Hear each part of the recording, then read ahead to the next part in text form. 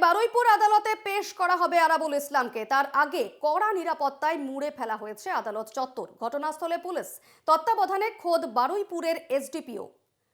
গতকাল রাতেই গ্রেফতার হয়েছেন তৃণমূল নেতা আরাবুল ইসলাম এবং আজ তাকে বারুইপুর আদালতে পেশ করা হচ্ছে এবং সেক্ষেত্রে আদালতে কিন্তু একেবারে কড়া নিরাপত্তা, তত্ত্বাবধানে রয়েছেন বারুইপুরের এসডিপিও।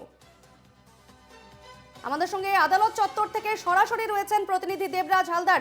দেবরাজ, কি ছবি আদালত চত্বরে? একেবারে আজকে কিন্তু আদালতে পেশ করা হচ্ছে আরাবুল ইসলামকে, সেক্ষেত্রে খোদ ঘটনাস্থলে পুলিশ তো রয়েছে, পাশাপাশি তত্ত্বাবধানে রয়েছেন খোদ বারুইপুরের এসডিপিও।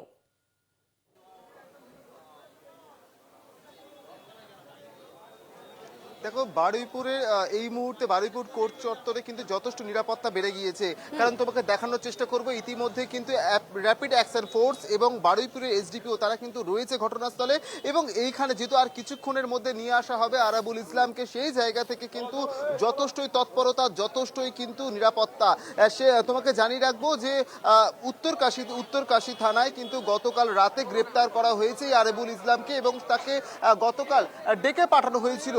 এবং ডেকে পাঠানোর সময় তা আরাবুল ইসলাম এবং তার ছেলেকে ডেকে পাঠায় এবং জিজ্ঞাসাবাদ করা হয় ইয়াকুব আলী এবং যে খুনের ঘটনা, যে পঞ্চায়েত নির্বাচনের সময় তুমি জানো যে মুহুর্মুহুর বোম পড়া, মুহুর্মুহুর কিন্তু আইএসএফ বনাম তৃণমূলের কিন্তু দফায় দফায় কিন্তু সংঘর্ষ, সেই সংঘর্ষের ছবি কিন্তু বারংবার কিন্তু আমরা তুলে ধরেছি। এবং সেই জায়গা থেকে কিন্তু কিভাবে ঘটনা ঘটলো এবং একাধিক, যেহেতু 3টে মার্ডার সেই সময় হয়েছিল, তার মধ্যে 2জন ছিলেন আইএসএফ কর্মী, সেই জায়গা থেকে এই ইয়াকুব মোল্লা তার বাড়ির লোক কিন্তু এই কাশীপুর থানায়, উত্তর কাশীপুর থানায় কিন্তু অভিযোগ দায়ের করে। তার পরিপ্রেক্ষিতে তুমি জানো যে এই ভাঙরকে কলকাতা পুলিশের আওতায় নিয়ে আসা হয়েছে এবং কলকাতা পুলিশের আওতায় আসার পর কিন্তু সরেজমিনে কিন্তু এই যে চুলচেরা বিশ্লেষণ শুরু হয়, প্রতিটা ঘটনার পুঙ্খানুপুঙ্খ তদন্ত করা হয়। সেই তদন্তে নেমে কিন্তু চক্ষু চড়ক গাছ।